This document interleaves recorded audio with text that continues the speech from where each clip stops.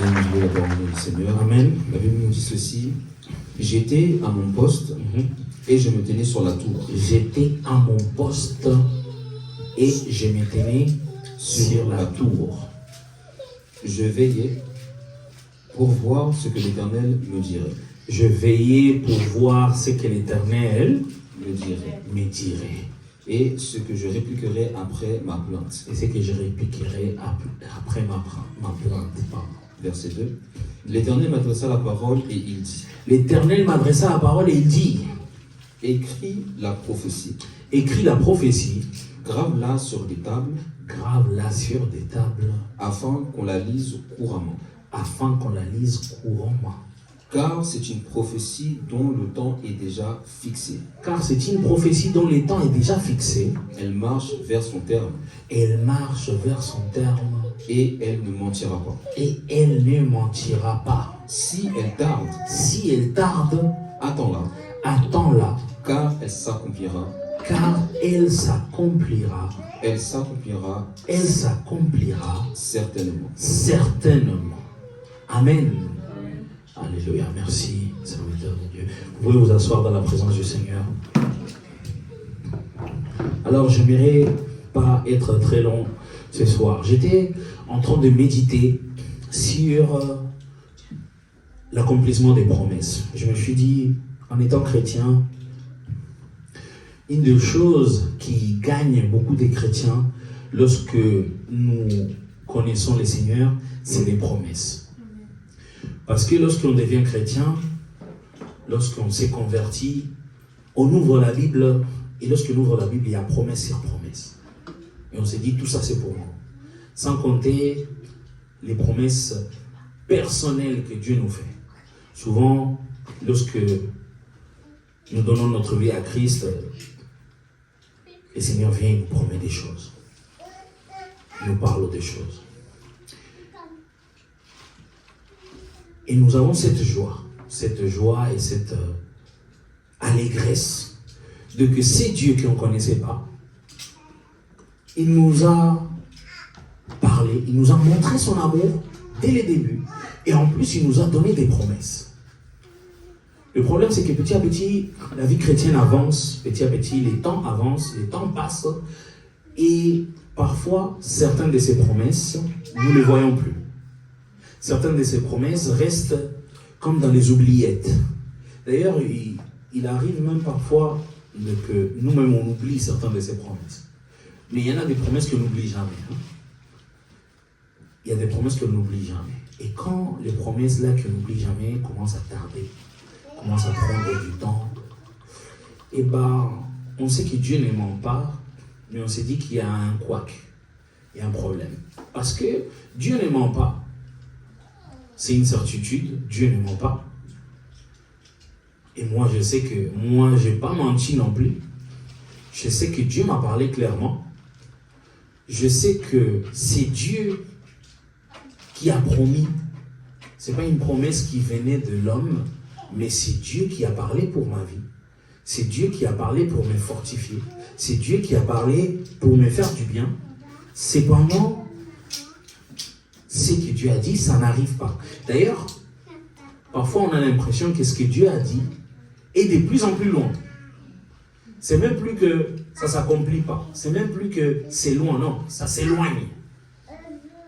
C'est-à-dire que la promesse court à contresens de là où nous sommes. Amen. Est-ce que quelqu'un a vécu cette situation? Amen. Alléluia. Je méditais et je me posais la question afin de comprendre pourquoi cela arrivé. Qu'est-ce qui se passe? Qu'est-ce qui fait que Jésus nous donne une promesse alors que Jésus ne ment pas? Mais la promesse s'éloigne de nous. Et la réponse est plus claire de ce qui semble. Beaucoup plus claire. Je n'aimerais pas enseigner sur les caractères des promesses, bien que c'est important de savoir que nous avons des types de promesses. Et parmi les types de promesses, il y a les promesses inconditionnelles et les promesses conditionnelles. Amen. les promesses inconditionnelles à tous ceux qui l'ont reçu, il a été donné le pouvoir de devenir enfant de Dieu. Toute personne qui reçoit Jésus-Christ comme Seigneur et Sauveur a le droit d'avoir le Saint-Esprit en lui, chose qui fait de cette personne automatiquement un enfant de Dieu. Amen. C'est une promesse inconditionnelle. C'est pour ça, il y en a de ceux qui disent qu'il y a des grands dictateurs, des personnages qui ont fait beaucoup de mal dans l'humanité, mais qui se sont repentis juste avant leur mort. Que ça ne t'étonne pas que le lendemain, nous sommes dans le royaume et tu retrouves une personne comme ça. Il s'est repenti aux dernières minutes. Il s'est repenti, pas par peur, par repentance vraiment. Pas parce qu'il allait mourir, mais parce que ces derniers moments, il s'est rendu compte que je fais n'importe quoi dans ma vie et qu'il y a un Dieu qui existe. Donc Dieu, je te demande pardon. Et comme Dieu a jugé que la repentance était sincère, il a donné son esprit et cette personne a frôlé l'enfer, mais il se retrouve dans les sangs d'Abraham et ensuite dans le royaume de Dieu. Amen. C'est une promesse inconditionnelle. Quoi qu'il en soit, cette promesse est comme ça. Quoi qu'il en soit, peu importe la manière dont tu t'es repenti, peu importe le mal que tu as fait avant, cette promesse est pour des personnes normales comme toi et moi, mais cette promesse est valable aussi pour des violeurs, cette promesse est valable aussi pour des voleurs, pour des assassins, pour des meurtriers, pour des terroristes et consorts. C'est une promesse inconditionnelle et pour tout le monde. Alléluia. Cependant, nous avons l'autre catégorie de promesses qui sont les promesses conditionnelles. Comme dans le livre de Malachie. Dieu dit, revenez à moi et je reviendrai à vous. Donnez vos dîmes, vos offrandes et vous verrez si. Le point clé, si. À chaque fois que vous voyez si dans une promesse biblique, cela veut dire que c'est une promesse conditionnelle. Et vous verrez si je n'ouvre ou pas les écluses des cieux. Autrement dit, tu veux que j'ouvre les écluses des cieux pour toi? Arrête de me voler. Donne donc ta dîme et ton offrande et je laisserai les écluses des cieux ouvertes pour toi. Amen. C'est une promesse conditionnelle. La promesse conditionnelle implique qu'il y en a deux parties. Une partie qui doit remplir une partie du travail et une autre partie qui donnera une récompense par rapport au travail qui a été fait. Est-ce que quelqu'un me suit? Donc, la promesse conditionnelle dit que Dieu demande à ce que tu puisses faire quelque chose afin que lui, il te rende aussi quelque chose. Amen. Amen. La Bible dit, tout ce que tu feras avec tes mains, fais-le car je suis avec toi. Dieu est avec toi pour mener à bien tout ce que tu fais. Si tu ne fais rien, est-ce que Dieu est avec toi?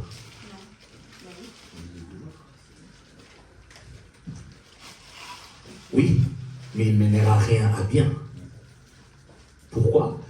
Parce que cela prospère dépend de que tu fasses quelque chose. Promesse conditionnelle. Le gros problème, c'est qu'on ne se rend pas compte que la plupart des promesses que nous avons dans la Bible sont des promesses conditionnelles. Il y a toujours une part que nous devons remplir. Quelqu'un me suit? J'ai dit à quelqu'un, bien aimé, il y a toujours une part que nous devons remplir. Cela veut dire que nous avons une responsabilité vis-à-vis de Dieu pour l'accomplissement de nos promesses. Bien aimé, tu as une part de responsabilité. Le salut t'a été offert. La Bible dit, c'est par grâce. Éphésiens chapitre 2, verset 6 jusqu'à 8.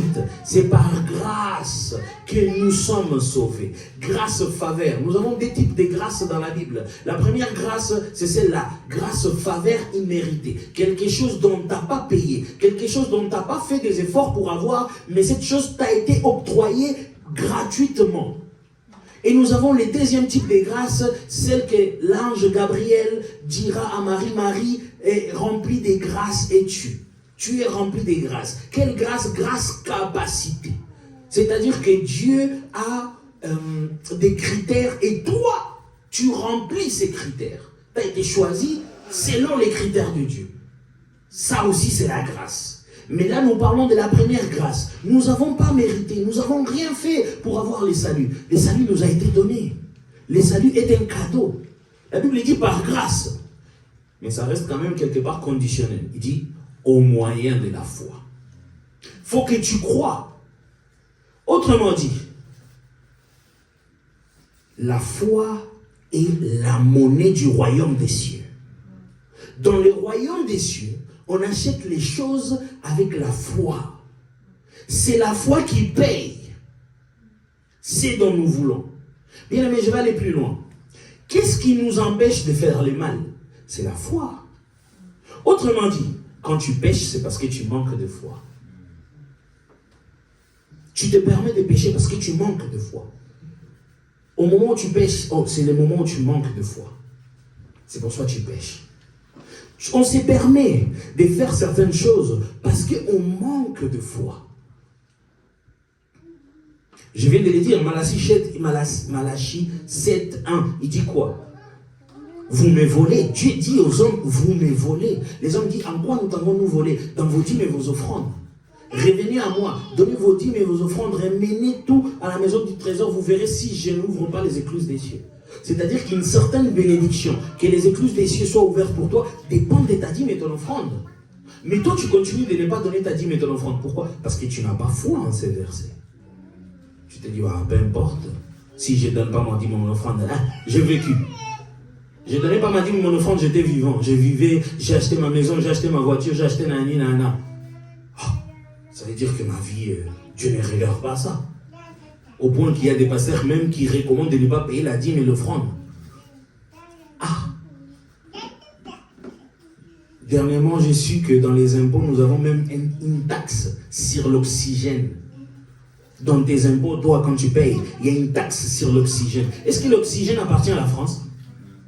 Mais tu payes l'oxygène que tu consommes en France. Mais la dîme, tu ne veux pas. L'offrande, tu ne veux pas. Amen. Cela démontre que tu n'as pas foi en ces versets-là. Parce que la Bible dit aussi qu'il faut demander pardon lorsque nous faisons du mal et pardonner à ceux qui nous font du mal afin que Jésus nous pardonne aussi. Mais pardonner, tu le fais. Pourquoi? Parce que tu as foi en ces versets. Tu crois que si je ne pardonne pas, Jésus ne me pardonnera pas. Alors je dois pardonner. Des fois, on ne pardonne même pas par compassion. Moi, j'étais dans ces cas déjà de pardonner, mais je ne pardonne même pas par compassion. Je pardonne parce que Jésus, si je meurs demain, qu'est-ce que je vais dire à Jésus? Donc toi, je te pardonne. Et si la personne te dit merci, tu dis merci à Jésus. Moi, à la base, je ne vais pas te pardonner. Cela veut dire que tu as foi au châtiment de Jésus. Vous voyez? Donc, on fait la différence entre ceux qui nous avons foi et ceux qui nous n'avons pas foi. On sélectionne. Qu'est-ce que nous devons croire? Et le problème, c'est que cette sélection nous ramène à rater nos promesses. Amen. Ce qui me choque d'Habakkuk, souvent, je le dis toujours, quand on parle de ces versets d'Habakkuk, tout le monde dira Habakkuk 2.2. Habakkuk 2.2. Mais le verset 2.2, il dit, si la promesse tarde, la promesse est fixée dans les temps, c'est une promesse fixée dans les temps, et elle court vers son accomplissement. Si elle tarde, attends-la, car elle s'accomplira certainement. Ça, c'est ce que tout le monde connaît par cœur. Mais la première partie, personne ne la connaît. Quand Habakkuk il dit, je me tenais à mon poste fidèle. Bien aimé, le premier point pour que la promesse promesse que Dieu t'a faite s'accomplisse, c'est la fidélité. Oh, je croyais que tu allais dire Amen. Amen. Je sais, ça, ce sont les prédications que les chrétiens n'aiment pas. Les chrétiens, tu seras béni, alléluia. Tu seras la tête et non la queue, alléluia. Dieu va te bénir, alléluia. Mais c'est juste comme ça, tu restes dans les canapés, tu deviens la tête et non la queue. Tu restes dans ton canapé, Dieu te bénit. Tu restes dans ton canapé, Mais non. Mais non. Amen. Les premiers points pour que la promesse que Dieu nous a fait s'accomplisse, c'est la fidélité. La fidélité. Jésus dira dans une parabole, dans la parabole de ses serviteurs, il dit, dans cette parabole, je pense que c'est Luc 17, fin de Luc 17, je crois, il dit, bon et fidèle serviteur, rentre dans la gloire de mon Père. Mais qu'est-ce qui s'est passé avant? C'est que les fidèles serviteurs qui avaient des talents, il a investi les 2 talents, sont devenus 5. Les bons et fidèles serviteurs, il a accompli un travail pour qu'il devienne bon et fidèle serviteur. J'ai dit à quelqu'un, bien aimé, il y a des promesses que tu ne vois pas parce que tu n'es pas fidèle à Dieu. J'ai dit à quelqu'un, parce que tu n'es pas fidèle à Dieu. Bien aimé, fidèle à Dieu ne veut pas dire seulement la dîme et l'offrande. Il y a des choses que Dieu te demande. Il y a des choses dont Dieu a besoin de toi plus que ta dîme et ton offrande. Où es-tu quand il y a des évangélisations? Où es-tu quand il faut gagner des âmes? Où es-tu quand il faut faire des maraudes? Où es-tu quand le pasteur a besoin de quelqu'un? Où es-tu quand l'église a besoin d'un service? Où es-tu? Est-ce que je parle à quelqu'un? Il y a des choses que Dieu t'a demandées que tu n'accomplis pas. Bien aimé, dans la maison de Dieu, rien ni personne est un moins qui rien qui ne sert à rien. Tout ce qui se trouve, tout et tous ceux qui se trouvent dans la maison de Dieu ont un objectif. Quelqu'un me suit? Bien aimé, je ne sais pas si c'est la faim que tu as à cause de jeûne ou... J'ai dit à quelqu'un, tu as un objectif. Dieu t'a ramené à lui avec un but précis. Est-ce que quelqu'un me suit? Tu n'es pas dans le Seigneur pour être un chrétien lambda. Oh, moi je viens à l'église, je quitte les cultes, je rentre chez moi. Moi je te dis, des gens comme ça iront à l'enfer.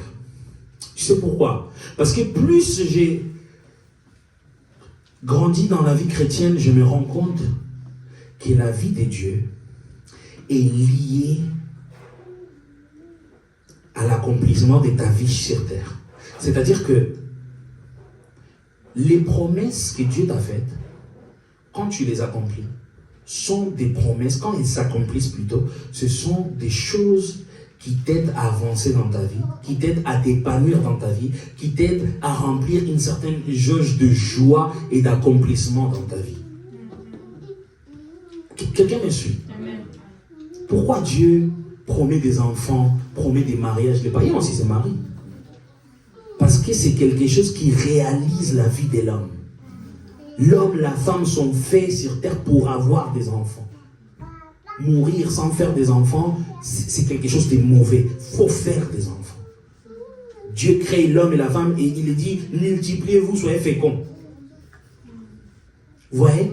Et c'est pour ça que l'homosexualité est une abomination. C'est pas parce que homme avec homme, femme avec femme. C'est parce que homme avec homme, femme avec femme, vous ne pourrez pas réaliser les plans de Dieu. Là est l'abomination. Dans le fait que vous allez manquer au plan de Dieu. Et les mots péché veut simplement dire rater sa cible. C'est-à-dire ne pas accomplir les plans de Dieu. Et le problème de l'homosexualité, réellement, il est là. Dans le fait que vous n'accomplissez pas les plans de Dieu. Est-ce que quelqu'un me suit? Amen. Voilà. Donc le Seigneur nous promet, pour qu'on accomplisse notre propre vie en accomplissant les plans de Dieu. Est-ce que quelqu'un me suit? La pauvreté n'est pas dans les plans de Dieu pour chacun de nous. Bon, je ne sais pas si... La richesse, oui, mais pas cette richesse opulente, hein, de que oh, tu t'achètes une paire de baskets à 200 000 €. Je pense que ça, c'est un péché aussi. Moi, je crois, je ne sais pas. En tout cas, moi, je ne pourrais pas être à l'aise. Hein? Homme de Dieu, t'es pasteur, nanana, même si j'ai des milliards, de billiards, je viens au culte en Ferrari. Moi, je ne serais pas à l'aise. À moins que tout le monde ait des Ferrari à l'église, là, peut-être. Amen. C'est une manière de vous dire que l'accomplissement des promesses dans nos vies, c'est quelque chose que Dieu veut. Amen. Mais Dieu a conclu un marché avec l'homme depuis le début. Et vous savez quel est ce marché avec l'homme? C'est le marché de moite-moite, comme on dit. Dieu ne veut pas faire les choses tout seul. Dieu ne veut pas... Souvent on dit, je m'abandonne à toi. Et je m'abandonne à toi, il est bien, c'est une bonne chose quand on comprend ce que ça veut dire. Je m'abandonne à toi, ça ne veut pas dire, je me jette, Seigneur, fais. Non, ça veut dire, je me soumets. Qu'est-ce qui veut dire soumission? Soumission veut dire permettre à une autre personne de prendre les décisions à ma place. Je me soumets à Dieu, ça veut dire que je permets que Dieu soit mon GPS. Je permets que Dieu conduise ma voiture. C'est peut-être ma voiture, en vrai de vrai, c'est sa voiture parce que c'est lui qui te l'a donnée. Mais je permets que Dieu conduise ma voiture. Et je ne dis pas ici c'est à droite. Non. S'il veut me ramener à gauche, c'est à gauche. S'il veut me ramener tout droit, tout droit. Amen. Ça, c'est s'abandonner. Mais quand tu es dans la voiture, tu as aussi un rôle à accomplir. Je ne sais pas si vous avez vu les courses de rallye, les courses de voitures qui vont dans les déserts. Ils sont toujours à deux. Il y en a un qui conduit et l'autre qui les parle. L'autre qui l'explique, ici à gauche, ici à droite. Attention, il y a un dodin. Attention, nanani. Attention, il y a des chameaux. Attention, nanana. Attention. Vous voyez? C'est-à-dire que toi aussi, tu as une mission à remplir. Lui, il est en train de te conduire. Mais peut-être que c'est à toi d'ouvrir le bouteille et de lui donner de l'eau. Amen. Cela veut dire que nous avons une mission. Je ne vais pas stagner là-dessus, mais j'aimerais que tu comprennes que tu as une mission. Que tu as quelque chose à accomplir avant de voir ta promesse. Amen. Et ça, c'est la fidélité. La fidélité, c'est de continuer à faire ce même travail jusqu'à ce que Dieu te dit qu'il change. Amen. Tu es chantre. Tu ne peux pas arrêter la chorale parce que tout le monde vient en retard. Ou parce que toi, tu bosses ta voix. Ça, c'est un problème qui arrive beaucoup dans nos chorales. Toi, tu travailles fort ta voix, mais les autres ne travaillent pas. Une année est passée, toi, tu as évolué. Les autres n'ont pas évolué. Il y en a des gens qui continuent à ne pas tenir la note. Il y a des gens qui continuent à ne pas pouvoir placer l'harmonie. Et toi, tu quittes la chorale. T'en as marre. Ah mais non, moi je travaille, pourquoi les autres ne travaillent pas? Si moi je paie, les autres ils peuvent. Si moi j'ai arrivé, les autres ils peuvent arriver. Et souvent nos chorales sont des trucs comme ça. Quelqu'un me suit? Est-ce que c'est Dieu qui t'a dit de quitter? Non. Nous ne voulons pas comprendre notre rôle. Qui t'a dit que ce n'est pas Dieu qui te permet d'évoluer? Pour que cette évolution, que toi ça t'a pris une année, avec ton expérience, tu puisses la condenser en 2-3 mois, tu puisses enseigner les autres. Amen. Mais nous n'avons plus cette patience-là. On s'est rempli d'orgueil parce qu'on est arrivé quelque part. Même à l'église. Tu as commencé l'église, tu es zélé, tu es nani, tu commençais dans l'intercession, tu pries mieux que celui qui guide l'intercession, tu as emmagasiné des versets bibliques, tu as plus de connaissances que les diacres, tu prêches mieux que nanani nanana, mais les pasteurs ne t'ont pas encore donné l'opportunité. Dieu n'a pas parlé à l'homme de Dieu, mais toi tu quittes l'église, hein, là-bas ils ne voient pas mon potentiel. Qui t'a dit qu'on ne voit pas ton potentiel? C'est peut-être Dieu qui est en train de faire un travail de brisement dans ton cœur. Combien de frères quittent l'église à cause des choses comme ça? Combien de frères, Dieu te ramène dans une église, mais ah non, là-bas il y a trop de jeunes, il faut que je quitte là-bas. Qui t'a dit que Dieu ne t'a pas ramené là-bas pour ton expérience? Tu dois être un guide pour tous ces jeunes. Toi tu te dis, ah mais moi je suis trop vieux, tout le monde là-bas a 25, 20 ans, moi j'ai 50 ans, pourquoi je suis ici? Qui t'a dit? Qui t'a dit? Peut-être Dieu t'a envoyé là-bas à cause de ton expérience. Ces jeunes-là ont besoin de ton expérience. Est-ce que quelqu'un me suit? C'est ça la fidélité. La fidélité, c'est de rester dans le poste que Dieu t'a donné, quoi qu'il en soit qui arrive. Amen. Quand nous manquons de cette fidélité, bien aimé, nous manquons aussi notre promesse. Je me souviens un jour où moi, j'en avais marre aussi, j'avais ras-le-bol de la chorale dans laquelle j'étais. Et j'étais vraiment, j'allais faire les pas de quitter la chorale. Et le Seigneur a prophétisé. C'est une sœur en plus de l'église qui a prophétisé. La sœur, elle ne savait pas que moi, je comptais quitter. Je m'étais donné un mois comme ça, je comptais vraiment quitter la chorale, laisser toutes mes responsabilités. Et c'était une journée d'onction terrible. Terrible, terrible. En plus, c'était une chanson, une louange comme ça. On chantait, même si le monde autour de moi s'écroule, et même si au bout de mon parcours. C'était une chanson que j'aimais beaucoup. Et en tant que responsable de la chorale, j'ai choisi les chansons. Donc celle-là, elle ne manquait jamais. Chaque dimanche, elle était là. Et puis, on chante, il y avait une onction terrible. La sœur, elle tombe, elle commence à prophétiser pour moi. Il dit, je vous dis, cette prophétie, elle date de 12-13 ans. Mais je me souviens mot par mot. Il dit, Dieu m'a regardé, il m'a dit, mon fils Ethan, les jours que tu oseras penser à arrêter la mission que je t'ai donnée, c'est les jours où tu perdras toutes les promesses que je t'ai faites. Comme ça. C'était comme ça, mot par mot. Même avec les pauses que j'ai faites, c'était comme ça. Amen. Dieu m'a dit, mon fils Ethan, mais si je te dis que ça c'est pour chacun de nous. Parce que c'est ta mission qui va payer la bénédiction ou bien la promesse que Dieu t'a faite. Je l'ai expliqué tout à l'heure, à cause de la foi. Le fait de rester fidèle dans ton poste ne démontre pas une loyauté, démontre ta foi. L'église c'est vide, c'est vide, c'est vide, mais toi tu es toujours là. Parce que tu as une mission. Ça montre ta fidélité, mais ta fidélité montre la foi. Jésus a dit, est-ce que quand le Fils de l'homme reviendra, trouvera-t-il encore la foi dans les cœurs des hommes? C'est la foi qui va te payer ta place dans le royaume. C'est la foi qui va te payer tes promesses. As-tu encore la foi, bien-aimé? As-tu encore la foi aux promesses que Dieu t'a faites? Il y a Habakkuk qui dit, j'étais fidèle à mon poste. Il dit, dans la tour la plus élevée.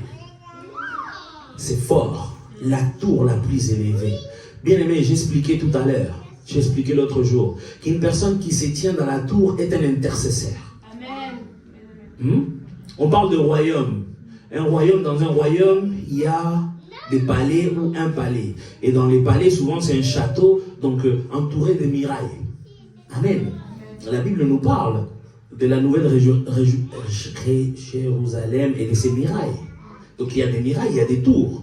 À quoi servent les tours? Les tours servent à mettre des intercesseurs. Qu'est-ce qu'est un intercesseur? Un intercesseur, c'est quelqu'un qui plaide une cause. Quelqu'un qui est pour plaider une cause. Ou un sentinelle. Mais un sentinelle n'est pas désarmé. Amen. Un sentinelle, c'est quelqu'un de fort. Pas quelqu'un qui a des bras forts. Pas quelqu'un qui a des jambes fortes. Mais un sentinelle, c'est quelqu'un de fort parce qu'un sentinelle voit. Amen. L'apôtre Paul dira, je vais que vous tous vous parlez en langue, mais je vais encore plus que vous prophétisez. Pour prophétiser, il faut d'abord voir. Prophétiser veut dire aussi voir dans l'avenir. Voir au loin. Amen. Premièrement, Dieu veut que tu vois. Amen. Amen. Mais pour voir, il faut remplir certaines conditions. Quelle est la condition? Rester fidèle dans son poste. Un intercesseur doit être fidèle dans son poste. Bien aimé, je vois des gens dans les réseaux sociaux. Si tu veux une prière, appelle à tel numéro. Tu veux une prière, fais ta donation, on fait pour toi une prière. Bien aimé, ça n'existe pas. Ça n'existe pas, tu n'arrêtes de te mentir. Ça n'existe pas. Comment une personne peut être intercesseur depuis sa maison, tu ne vas jamais à l'église et tu dis je suis intercesseur. Intercesseur de qui? Intercesseur de quoi? C'est pour qui que tu pries? C'est pourquoi que tu pries? Hein? Ça c'est le christianisme à la carte. Tu choisis ce que tu veux, tu délaisses ce que tu ne veux pas. Ça n'existe pas. faut qu'on commence à être un peu plus radical. Bien aimé, ça n'existe pas. Oh non, moi j'étais trop déçu par les pasteurs, je reste maintenant à la maison. Tu manques de foi, tu t'es refroidi. Tu t'es refroidi. Une personne comme ça, mère, va à l'enfer. Je suis clair. Une personne comme ça, mère, elle va à l'enfer. Tu sais pourquoi? Parce que c'est de l'orgueil. Tu es déçu des pasteurs, moi aussi. Prophète que je suis déçu de beaucoup de pasteurs. Mais ce n'est pas les pasteurs qui a donné sa vie à la croix pour moi. C'est Jésus. Alors que ce n'est pas pour un pasteur que moi je vais quitter ma mission. Ça serait de l'orgueil. Amen. Amen. Et quelqu'un qui ne se souvient pas de ça est pleinement dans l'orgueil, pleinement rentré, pleinement dormi, pleinement en profondeur.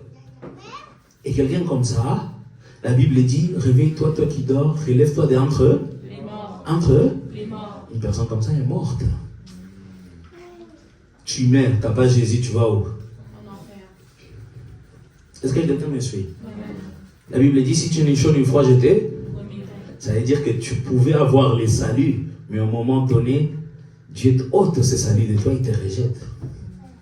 Et c'est dans la Bible. C'est dans la Bible, c'est même pas une question de débat, il n'y a rien à expliquer vraiment. Je pense que c'est clair. Quelqu'un me suit? Alléluia. Alors, quand tu es fidèle dans ton poste, tu continues dans ton poste, Dieu te ouvre les yeux. Et lorsque Dieu nous donne les yeux pour voir, lorsque Dieu nous donne un discernement développé, lorsque Dieu donne l'esprit des prophéties, lorsque tu commences à sonder des choses dans les surnaturels, dans les spirituels, bien aimé, c'est pas pour rester chez toi à la maison, ou c'est pas pour appeler un tel pour faire du commérage. Hé, un tel, ma sœur, ta vie, j'ai rêvé prophète, il tombait, faut vraiment qu'on prie pour lui. Lui, prophète, ça va pas vraiment en ce moment, faut vraiment qu'on prie. Non, faut prier tout seul. Est-ce que je peux te donner un secret? Non, est-ce que je peux te donner un secret? Amen. Quand Dieu te parle, Dieu quitte les cieux, il vient te voir dans ta chambre et il te parle. Toi, tu te réveilles le matin, tu prends ton téléphone et tu appelles quelqu'un d'autre pour parler. Tu es en train de faire du commérage. C'est du commérage. Dieu t'a parlé, toi. Parce que je l'ai dit avant, toi, tu as une mission. Toi, tu as un objectif. Et si Dieu t'a parlé toi, c'est parce que ce qu'il t'a dit fait partie de ta mission et des objectifs qu'il a mis dans ta vie. Amen. Quand toi tu décroches ton téléphone pour appeler quelqu'un qui ne soit pas ton pasteur ou qui ne soit pas ton dirigeant pour lui raconter ce qui s'est passé, c'est du commérage. À moins que ce soit Dieu qui te dit appelle en telle personne, parle-lui. C'est du commérage. C'est pas parce que toi tu as reçu la prophétie que c'est à toi de la transmettre. Bien aimé, je me souviens quand moi j'étais jeune converti, tu reçois une prophétie, si tu parles suspendu, il fallait parler à l'homme de Dieu. Et l'homme de Dieu, des fois, il est dit dans la chair. Et toi, des fois, moi j'ai vu des gens qui se sentaient comme, ah, ça c'est ma prophétie et tout le monde acclame, orgueil. C'est ta prophétie ou c'est la prophétie de Dieu? Tu es juste un canal. Tu es une fourchette, pas plus. Tu es un couteau, pas plus. Une tournevis. Amen. La gloire est à Dieu. Amen. Quelqu'un me suit? Amen. Alors, Dieu te donne des yeux pour que tu deviennes un intercesseur. Tu es intercesseur, Dieu te donne les yeux pour que tu sois puissant, pour que tu vois. Mais qu'est-ce que l'intercesseur doit faire? L'intercesseur doit rester dans la tour la plus élevée. La tour la plus élevée veut dire dans la prière. Et dans la méditation, veut dire dans une vie spirituelle. Bien aimé, dans une vie spirituelle ne veut pas dire veiller sans cesse, et veiller sans cesse, c'est veiller tous les jours. Je suis prophète, je ne veille pas tous les jours. Est-ce que quelqu'un me suit? Mais je reste dans une vie spirituelle. À un moment donné, je m'éloigne des distractions. Quelqu'un me suit? Bien aimé, je peux être comme ça, je vais passer toute la journée distrait. Ami, moi j'arrête. Je vous promets, je l'arrête. Et je dis, aujourd'hui c'était beaucoup. Il faut que je revienne. Parce que dans ces temps que tu as été distrait, les infos passent au-dessus de toi. Hein. Tu n'es pas connecté, Dieu a parlé, mais tu n'as pas entendu. L'antenne n'était pas branchée. Hein? Parce qu'avec Dieu, c'est comme ça, c'est une question de réseau. Hein? Plus ton réseau est fort. Même si tu es dans la distraction, une distraction puissante, mais comme tu as une vie costaud des prières, hein, les réseaux font que le message arrive quoi qu'il en soit. Amen. Mais quand tu as une vie de prière comme ci, comme ça, dis-toi que ton réseau c'est une petite barre. Hein, et toi tu plonges dans la distraction. C'est comme quelqu'un qui est parti à la forêt. Dieu envoie des messages, tu sors de la forêt, 24 appels manqués. Les choses que Dieu ne voulait pas qu'il t'arrive, il t'arrive tout d'un coup. C'est tout. Tu deviens, comme on dit chez nous, tu deviens un receveur. C'est-à-dire que tout vient, tout rentre. Et tu dis, oh Seigneur Jésus, pourquoi? Distraction. Il a dit, je reste dans la tour la plus élevée. Rester dans la tour la plus élevée veut dire rester dans une vie spirituelle. Bien-aimés, je l'ai dit tout à l'heure, nous avons des buts et nous avons des responsabilités à remplir. Comment est-ce possible que des chrétiens, tu te dis je suis chrétien, comme aujourd'hui là, 21 jours de jeûne, il y en a des gens qui jeûnent mais ils ne sont pas ici à l'église. Je dis bien et bien-aimés, moi je me dis, moi en fait je me sens des fois, est-ce que je peux être sincère avec vous? Vous savez, cette année, je me suis promis que j'allais être hypocrite. Mais j'arrive pas. Oui, parce que les chrétiens aiment les hypocrites. Les chrétiens aiment l'hypocrisie. Quand tu parles clairement aux chrétiens, les chrétiens n'aiment pas. Moi, des fois, quand je parle aux chrétiens, ça m'est arrivé déjà plusieurs fois dans ma vie. C'était la première fois que je vois ça. J'ai dit à un chrétien les choses clairement. Et vous savez ce qu'il me répond? Tu m'as blessé et je me sens culpable. Tu as sémé la culpabilité en moi. Oh, moi, j'ai sémé la culpabilité en toi. Mais c'est toi qui as péché. Mais c'est moi, j'ai sémé la culpabilité en toi. Vous savez, ça m'a pris du temps. Je me suis dit, mais comment est-ce possible? Bien aimé, ça m'est arrivé. Moi, mon pasteur, j'ai jamais vu ça. À mon mentor, j'ai jamais vu ça. Mais moi, ça m'arrive des fois. Je parle et je dis les choses clairement. Mais à la fin de la prédication, je demande pardon aux gens. Parce que je me dis, les chrétiens d'aujourd'hui, peut-être j'ai blessé quelqu'un. Bien aimé, quand moi j'étais converti, des bonhommes comme moi, on avait des gens dans mon église, on avait des gens qui viennent des prisons pour des choses de fous. Mais l'homme de Dieu parle et on plaire comme des enfants. Et l'homme de Dieu, il est en train de parler d'un certain péché, mais il te regarde. Donc tout le monde sait qu'il te parle à toi. Et on plaire comme des enfants. Et puis c'est fini là, on plaire et puis c'est fini. On s'est remis dans le bon chemin. Aujourd'hui, les chrétiens, c'est le christianisme à la carte. Je me suis promis d'être hypocrite. Mais franchement, j'arrive pas. Parce que quand je suis ici, je sais pas, il m'arrive un truc que quand j'arrive dans la chair, je me transforme. Même des choses que je ne veux pas dire, quand ça va dans la vérité, je suis obligé de les dire. Je sens comme si je ne peux pas l'avaler. Amen. Que le Seigneur me donne cette capacité s'il me le faut réellement. Du coup, je me rends compte que les chrétiens, nous ne voulons pas faire les choses comme il faut. Moi, je me pose réellement la question. Si Dieu veut me bénir, si Dieu veut me parler, Dieu veut donner une prophétie, Dieu veut guérir, Dieu va passer par mon père qui est païen, par ma mère qui est païenne, par mes frères qui sont à la maison qui sont païens, ou par mes frères et sœurs en Christ. Il n'est pas plus facile de recevoir quelque chose de Dieu en étant dans sa maison qu'en étant dans la mienne. Mais il y en a encore des chrétiens qui gênent, qui demandent des sujets de prière, qui demandent des choses, mais ils ne se déplacent pas. Et, bien aimé, on était des amoureux dans le monde, tu as fait des kilomètres. Même pas par amour, parce que tu as cru qu'il t'est trompé. Tu as fait des kilomètres, lui il va voir, elle va voir. Pour aller t'embrouiller avec quelqu'un, tu as fait des kilomètres. Tu es resté dans le froid. Oh, je fais une descente dans tel quartier, il m'a regardé mal. Tu as fait des descentes dans des quartiers. Mais tu n'es pas capable de quitter ton canapé pour venir à la maison de Dieu. Et tu veux que Dieu te bénisse. Moi, dans ma tête, ça ne rentre pas. Laisse-moi te dire, moi, dans ma tête, ça ne rentre pas. Et après, quand ces personnes viennent avec les sujets des prières, moi, je te dis, moi, je regarde dans mon temps, je me dis, hey, Seigneur, est-ce que ça vaut la peine vraiment que j'ai pris pour ça? Est-ce que tu vas donner? Parce que la personne ne fait aucun effort. Et notre Dieu, Bien-aimé, Dieu est bon, mais Dieu n'est pas con. Il est bon, mais il est intelligent. Dieu comprend les circonstances. Attention. Dieu, il sait qu'il y a telle chose, tu ne peux pas venir. Dieu comprend les circonstances. Mais Dieu ne comprend pas la paresse. Est-ce que quelqu'un me suit? Mais tu veux être béni. Comment tu vas être béni? Habakkuk, il a dit, bien-aimé, je ne sais pas si tu comprends. La montagne, il dit, je reste dans la tour la plus élevée. Bien-aimé, une muraille. La muraille est au-dessus de la ville. La tour la plus élevée. Tu imagines en hiver comme maintenant le vent qu'il a attrapé, Habakkuk? Comment le froid il est tapé? Mais il dit, je reste fidèle pour entendre ce que Dieu va dire. Toi, où es-tu? Où es-tu quand Dieu viendra te chercher pour donner la bénédiction? Où vas-tu te trouver? Parce que Dieu a une adresse qu'il t'a octroyée.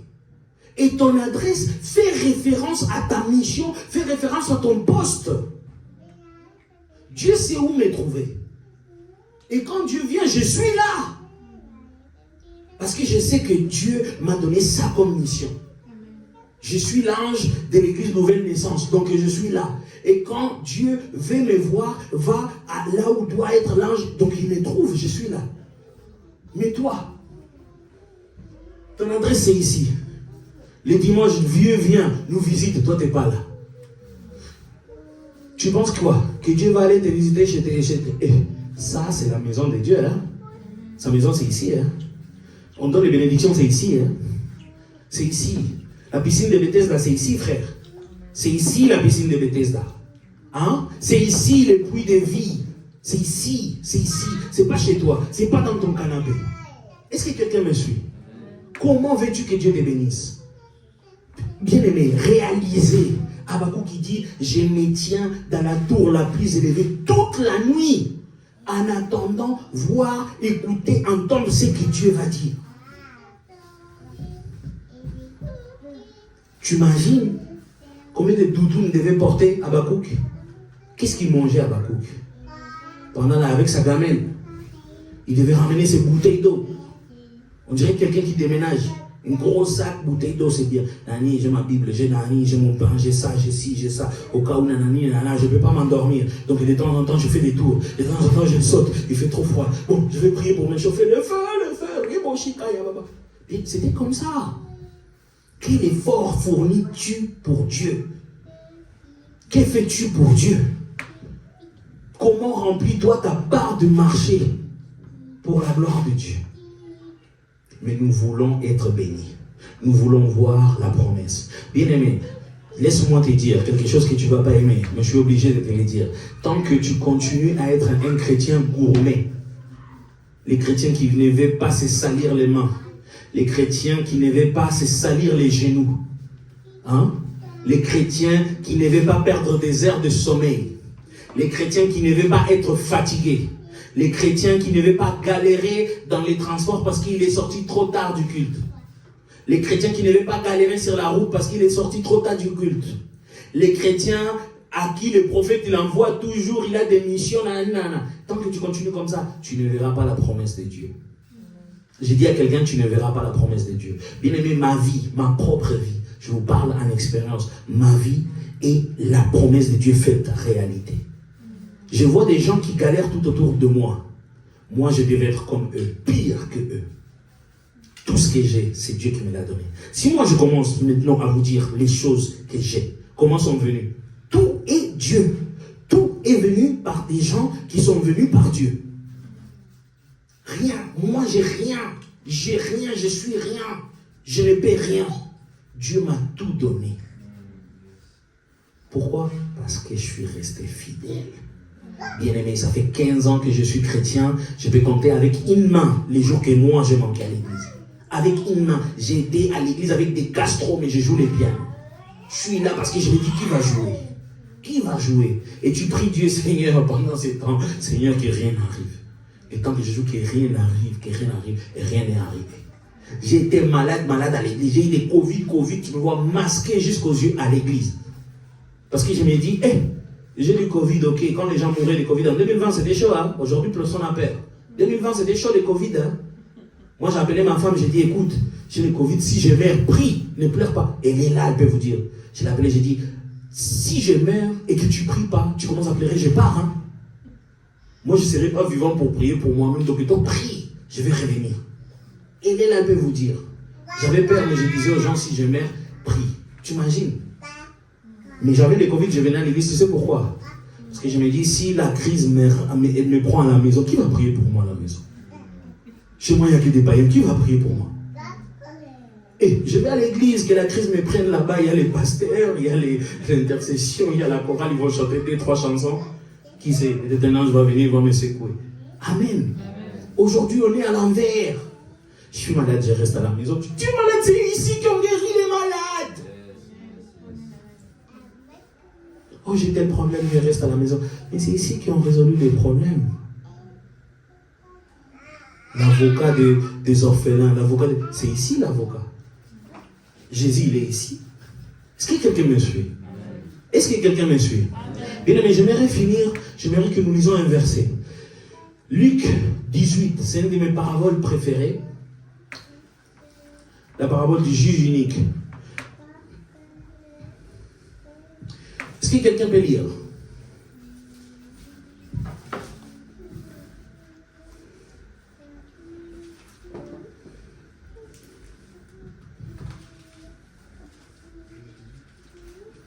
Verset premier. Juge chapitre 18, verset 1er. Luc. Luc 18. Excuse-moi. Luc. Non, c'est moi. Ah, je me suis dit, ce moment aujourd'hui, ma langue est l'autre. Non, c'est moi. Donc, Luc chapitre 18. Verset premier. Il est dit, Jésus raconte une histoire aux disciples pour leur montrer ceci. Il faut toujours prier et ne pas se décourager. Et Jésus raconte une histoire à ses disciples. Donc Jésus est en train de raconter une parabole pour leur montrer qu'il faut toujours prier. Et mon frère, tu peux t'asseoir. C'est fini. Bien-aimé, j'ai dit à quelqu'un, l'unique manière de ne pas perdre la foi, afin de continuer à faire ta tâche et de rester fidèle à ce que Dieu t'a demandé, c'est de prier. Amen. C'est de prier. Bien-aimé, j'aimerais que tu comprennes quelque chose. Nous sommes en train de faire un jeûne de 21 jours, n'est-ce pas? Et nous avons donné un thème à ces jeûnes. Quelqu'un se souvient du thème? Restitution. Très bien. Nous allons parler de la restitution. Crois-tu que la restitution va venir en priant? Oui. Comment? C'est juste par la prière, le fait de prier va ramener la restitution. Autrement dit, toutes les personnes qui sont en train de faire ces jeûnes verront la restitution.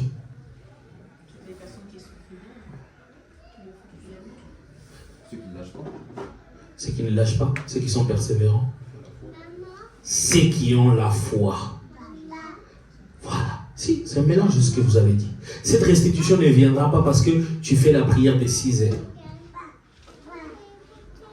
Cette restitution ne viendra pas parce que tu fais la prière aujourd'hui à 23 heures et les autres jours à 22 heures. La restitution viendra parce que tu crois à la prière que tu fais à 6 heures. Parce que tu crois à la prière que tu fais à 23 heures, à 22 heures. Parce que tu crois au jeûne que tu es en train d'accomplir. La restitution viendra parce que tu as la foi de cette restitution totale. Amen. J'ai dit à quelqu'un bien-aimé, la manière maintenant de ne pas perdre cette foi, au contraire, la manière de nourrir cette foi, afin que cette foi ramène à la restitution, c'est la prière. Alléluia. J'ai dit à quelqu'un la prière. J'ai dit à quelqu'un la prière. Bien-aimé, faut que tu commences à aimer la prière.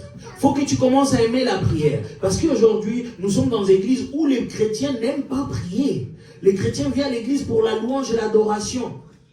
Mais la louange et l'adoration, c'est même pas la louange et l'adoration quand toi tu ne loues pas, tu n'adores pas. Amen. Ça reste que de la musique. Hein? Est-ce que quelqu'un me suit?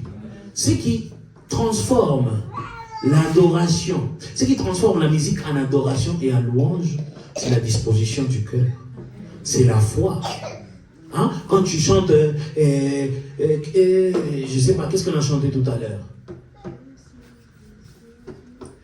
Je suis disposé, assoiffé, que ton onction descend sur moi.